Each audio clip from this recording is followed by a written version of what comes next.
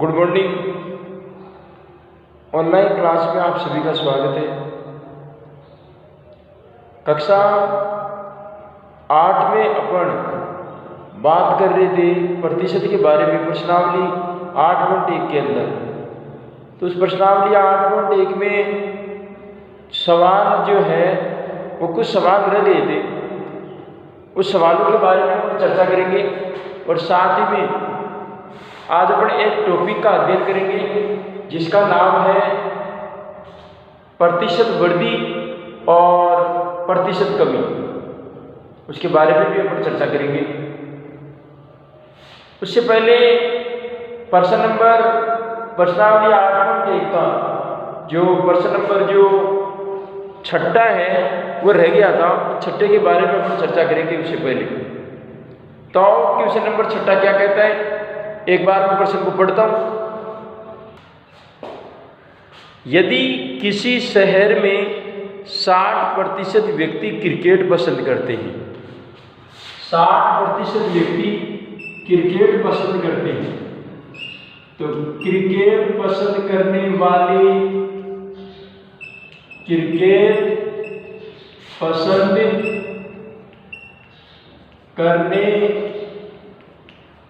वालों का प्रतिशत वो था 60%।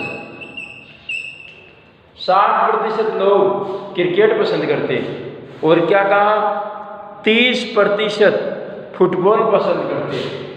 तो फुटबॉल पसंद करने वाले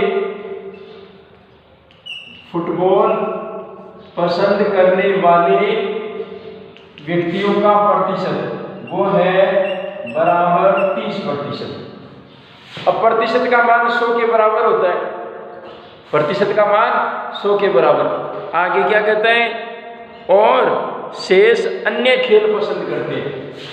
तो शेष अन्य खेल, अब शेष अन्य खेल का आप दिमाग लगा सकते हैं कि प्रतिशत का मान 100 के बराबर होता है। प्रतिशत का मान 100 के बराबर होता है। 60 और 30 90, तो 90% तो हो गया।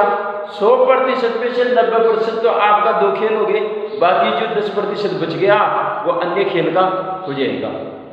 जो 10% बच गया वो किसका हो जाएगा, अन्य खेल का। तो अन्य खेल 10% है। आप प्रतिशत में अगर व्यक्त करना चाहो तो यदि कुल व्यक्ति 50 लाख है तो प्रत्येक प्रकार के खेल को पसंद करने वाले व्यक्तियों की यथार्थ संख्या आपको बतानी है, उसकी यथार्थ संख्या। तो कुल जो व्यक्ति है वो कुल व्यक्ति है 50, कुल व्यक्तियों की संख्या, और कुल व्यक्तियों की संख्या है 50 लाख। तो 50 लाख व्यक्तियों पर एक सर्वे किया गया, 50 लाख व्यक्तियों पर एक सर्वे किया गया। उसमें क्या सर्वे में क्या पता चला कि क्रिकेट पसंद करने वालों के प्रतिशत 60, यानी 50 लाख में से 60% व्यक्ति तो क्या करते हैं, क्रिकेट पसंद करते हैं, और फुटबॉल पसंद करते हैं 30%, और बाकी जो बच गए वो अन्य खेलों को पसंद करते हैं। अन्य खेलों का वजह जैसे टेनिस हुआ, वॉलीबॉल हुआ या अन्य कोई खेल हुआ तो वो पसंद करते हैं। अब आपको कुल व्यक्तियों की संख्या आपको 50 लाख दे रखी है, तो देखिए हल क्या होगा, क्रिकेट पसंद करने वाले व्यक्तियों की संख्या, क्रिकेट पसंद करने वाले व्यक्तियों की संख्या, प्रतिशत मान याद करना है। प्रतिशत मान याद करने का तरीका क्या था, जो भी राशि थी वो राशि गुणा प्रतिशत मान बटा 100। तो हमारे पास में राशि दे रखी है, कुल व्यक्ति 50 लाख, 50 लाख में 60% व्यक्ति क्रिकेट पसंद करते हैं, तो 50 लाख का 60% याद करेंगे। तो 50 लाख गुणा 60, और प्रतिशत के चिन्ह को हटाने के लिए 100 का क्या देंगे, बाढ़ देंगे। 100 का क्या देंगे, बाढ़ देंगे। अब इसको काटो, 2 0 से 2 0 कट गई, 1 2 3 4 5 जीरो है, 1 2 3 4 5 सही है, और 5 में 30। अब देखा जाए तो 30 लाख व्यक्ति क्या पसंद करते हैं? क्रिकेट पसंद करते हैं। कितने में से? 50 लाख में से 30 लाख व्यक्ति तो क्या पसंद करते हैं? क्रिकेट पसंद करते हैं। और अब फुटबॉल, तो फुटबॉल पसंद करने वाले व्यक्तियों की संख्या, फुटबॉल पसंद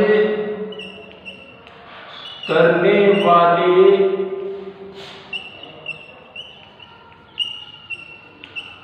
व्यक्तियों की संख्या कितनी होगी? वही 50 लाख आपका कुल मान, 50 लाख का 30% फुटबॉल पसंद करते हैं, 30% व्यक्ति फुटबॉल पसंद करते हैं। तो काटो इसको, 2 जीरो से 2 जीरो बढ़ गई, 1 2 3 4 और 1 5 जीरो, तो ऐसे कैसे काट देंगे? 1 2 3 4 5 और 5 दिया 15। तो 15 लाख व्यक्ति क्या पसंद करते हैं? 15 लाख व्यक्ति पसंद करते हैं क्या? फुटबॉल। तो फुटबॉल पसंद करने वाले व्यक्तियों की संख्या हो गई 15 लाख।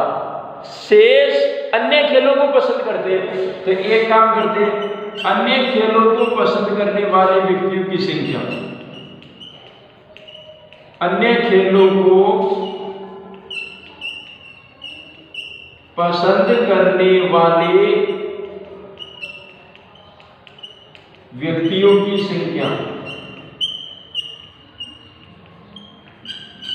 व्यक्तियों की संख्या,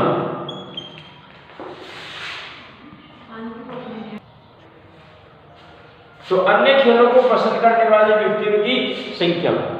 अब अन्य खेलों को पसंद करने वाली व्यक्तियों की संख्या अगर ज्ञात करनी हो तो कैसे ज्ञात करेंगे? हमारे पास में टोटल की व्यक्ति हैं वो 50 लाख है। 50 लाख व्यक्तियों के अंदर क्या करेंगे अपन कि ये जो 30 लाख और 15 लाख को जोड़ देंगे, 50 लाख में से यदि घटा देंगे तो शेष व्यक्ति अन्य खेलों को पसंद करने वाले व्यक्तियों की संख्या आ जाएगी। देख काम करते हैं, अपन जो 50 लाख व्यक्ति हैं उन 50 लाख व्यक्ति में से क्रिकेट पसंद करने वाले और फुटबॉल पसंद करने वाले व्यक्तियों की संख्या को क्या कर देंगे? घटा देंगे। तो आपके अन्य खेलों को पसंद करने वाले व्यक्तियों की संख्या आ जाएगी। तो अन्य खेलों को पसंद करने वाले व्यक्तियों की संख्या 50 लाख माइनस 130 लाख में क्रिकेट पसंद करने वाले व्यक्तियों की संख्या और प्लस 15 लाख फुटबॉल पसंद करने वाले व्यक्तियों की संख्या, इन दोनों को जोड़ करके घटा दो, अन्य खेलों को पसंद करने वाले व्यक्तियों की संख्या आ जाएगी। तो देखो 50 लाख माइनस कितने बच गए? ये 45 लाख हो गए, तो 45 लाख। तो वास्तव में कितने बच गए? 5 लाख। तो 5 लाख व्यक्ति अन्य खेलों को पसंद करने वाले व्यक्ति है। तो 5 लाख है वो अन्य खेलों को पसंद करने वाले व्यक्ति है। तो आपको इन खेलों, अच्छा इसका अन्य खेलों को ज्ञात करने का एक तरीका और था, क्या? कि अपने पास में प्रतिशत का मान 100% के बराबर होता है। 100% में 60% व्यक्ति तो क्रिकेट और 30% व्यक्ति फुटबॉल पसंद करते हैं। 30% व्यक्ति फुटबॉल पसंद करते हैं। तो 100% व्यक्तियों में से 90% अगर घटा दिया जाए तो 10% जो बच गए वो किसके बचेंगे? अन्य खेलों के। 10% किसके बचेंगे? अन्य खेलों के। तो अब आप 50 लाख में से 10 लाख का 10% निकाल लो, 50 का 10%, 2 जीरो से 2 जीरो, इधर कितने बच गए? 5 लाख बच गए। तो आप इस तरीके से भी ज्ञात कर सकते हैं, एक ही बात है। इस तरीके से भी ज्ञात कर सकते हैं, एक ही बात है। बाकी ये तरीका भी सही है, क्रिकेट और फुटबॉल के जो संख्या है उसको टोटल में से घटा दो, आपका ज्ञात हो जाएगा अन्य खेलों का भी। अब देखिए, अब बात करेंगे अपन कि प्रतिशत मान और प्रतिशत कमी और प्रतिशत वृद्धि किस प्रकार से अपन ज्ञात करते हैं। देखिए, प्रतिशत वृद्धि या प्रतिशत कमी। कभी कभार क्या होता है कि कुछ वस्तुओं की जो दाम है, कुछ वस्तुओं की जो कीमत है, वो परिस्थिति के अनुसार कभी बढ़ जाती है, परिस्थिति के अनुसार कभी घट जाती है। कोई वस्तु ऐसी होती है जिसको काम में लेते हैं, काम में लेने के दौरान उसके मूल्य में क्या हो जाती है, कमी हो जाती है।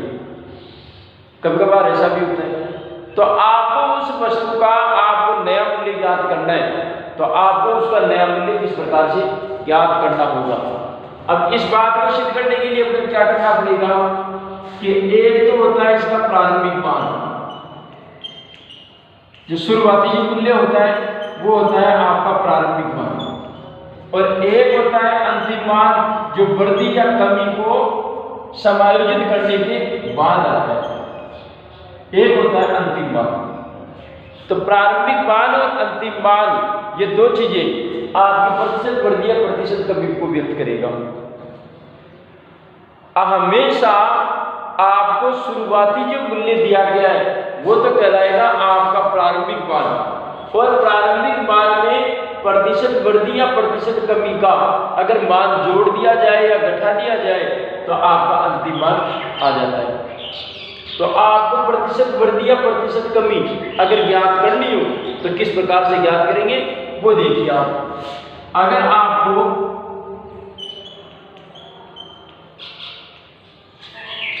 वृद्धि ज्ञात करनी है, यदि आपको वृद्धि ज्ञात करनी है तो जो भी आपका प्रारंभिक मान होगा, प्रारंभिक मान गुना प्रतिशत वृद्धि या वृद्धि प्रतिशत वृद्धि का या वृद्धि प्रतिशत बटा 100, जो प्रारंभिक मान आएगा वो वृद्धि का होगा। अगर आपको कमी का अगर मान ज्ञात करना है तो कैसे, वो भी प्रारंभिक मान होगा। तो प्रारंभिक मान गुणा कमी प्रतिशत या प्रतिशत कमी, कमी प्रतिशत बटा 100, यह आपकी वृद्धि अथवा कमी का जो मान है वो मान ज्ञात करके आ जाएगा। अब आपको क्या करना है कि अब आपको अंतिम मान ज्ञात करना है। तो अब अंतिम मान ज्ञात करने के लिए क्या करना पड़ेगा, अब इस कमी अथवा वृद्धि को आपको समायोजित करना है प्रारंभिक मान में, प्रारंभिक मान में। तो अगर आपको अंतिम मान ज्ञात करना है, अंतिम मान, तो क्या करोगे, प्रारंभिक मान में अगर वृद्धि है तो वृद्धि को तो जोड़ना है, और अगर कमी है तो कमी को क्या करना है, घटाना है। प्रारंभिक मान में अगर वृद्धि है तो वृद्धि जोड़ना है, और अगर कमी है तो कमी को घटाना है। सीधी बात है। प्लस माइनस वृद्धि, या मैं यहाँ पर लिख सकता हूँ प्लस और माइनस, कमी वृद्धि अथवा कमी। तो वहां पर आपको समझ जाना है कि प्रारंभिक मान में वृद्धि होगी तो जोड़ना है, प्रारंभिक मान में कमी होगी तो घटाना है। प्लस माइनस का मतलब ये हो गया कि आपको अगर प्लस का है तो वृद्धि है, और माइनस का है तो कमी है। आपको प्रारंभिक मान में समायोजित करो, आपका अंतिम मान या नया मूल्य आ जाएगा। सीधी सी बात है। एक बात ध्यान रखना, कमी प्रतिशत कमी या प्रतिशत वृद्धि का अगर आपको मान दे रखा है और प्रतिशत पूछा है, मान दे रखा है वृद्धि का मान और कमी का मान दे रखा है, प्रतिशत नहीं, प्रतिशत तो पूछा है, तो हमेशा प्रारंभिक मान पर लगेगा, हमेशा प्रारंभिक मान पर। ये लिखा देता हूं मैं, अगर आपको वृद्धि प्रतिशत ज्ञात करना हो, वृद्धि प्रतिशत यदि ज्ञात करना हो तो वृद्धि आपको प्रश्न के अंदर मिलेगी, वृद्धि भी और कमी प्रतिशत भी ज्ञात करना हो तो वृद्धि अथवा कमी का जो भी मान है वो मान या तो आपको मिल जाएगा प्रश्न के अंदर, और अगर नहीं मिलता तो कैसे भी प्रश्न की स्थिति के अनुसार वो ज्ञात हो जाएगी। तो कमी अथवा वृद्धि बटा प्रारंभिक मान और गुणा 100, गुणा 100। तो प्रारंभिक मान या अंतिम मान, कमी अथवा वृद्धि का यदि आपको केवल मान ज्ञात करना है मान ज्ञात करना है तो प्रारंभिक मान में कमी वृद्धि या जो भी प्रतिशत दे रखा है वो प्रतिशत, और अंतिम मान का ये समायोजित होगा। प्रारंभिक मान में वृद्धि होगी तो जोड़ना है और कमी होगी तो आपको क्या करना है, घटाना है, सीधी सी बात है। और वृद्धि प्रतिशत या कमी प्रतिशत यदि ज्ञात करना है तो वृद्धि अथवा कमी आपको प्रश्न के अंदर मिल जाएगा वैसे, और बटा प्रारंभिक मान होगा 100। इसके आधार पर आपके जो प्रारंभिक मान में कमी प्रतिशत वृद्धि या प्रतिशत कमी के जो प्रॉब्लम है, जो सवाल है, वो इनसे हल हो जाएंगे। इन सूत्रों को आपको याद करना है, लिखना है, और एक कॉपी के अंदर, नोटबुक के अंदर आपको इसको लिख के रखना है। कल देखेंगे कि प्रतिशत मान और प्रतिशत वृद्धि किस प्रकार से ज्ञात करते हैं और इसका मान किस प्रकार से ज्ञात किया जाता है। आज के लिए इतना ही, बहुत बहुत धन्यवाद।